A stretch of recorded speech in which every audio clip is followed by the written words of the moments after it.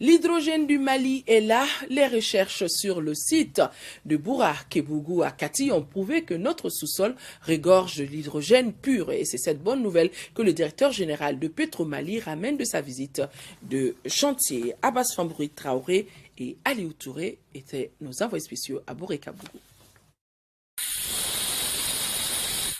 C'est un don de Dieu, ce site gazier d'hydrogène de Bouré-Kabougou. Et cette visite du président de Petroma dans ce village, à 70 km de Bamako, avait comme objectif de s'enquérir de la cadence des travaux de l'exceptionnel projet d'exploitation de l'hydrogène. Notre sous-sol ici, dans un rayon d'1 kilomètre, est d'une richesse inégalée encore. Je suis dans l'industrie depuis presque 35 ans. Là, c'est la première fois que je fais un projet de cette envergure. L'hydrogène, c'est la première fois que je fais ça.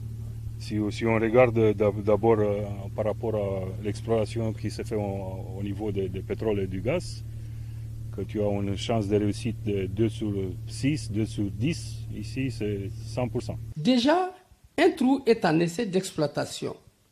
Depuis 2013, le village de Bouré-Kabougou est électrifié, en plus de servir aux commodités du camp. C'est alors le couronnement de beaucoup d'efforts. Au-delà de l'alimentation du village de Bouré-Kabougou en électricité, on essaie de voir ce qui est là aujourd'hui en gaz, si ça ne peut pas produire de l'électricité pour tout le Mali, et si on ne peut même pas l'utiliser pour faire une station à hydrogène, pour des véhicules à hydrogène, et pourquoi pas un jour des trains à hydrogène.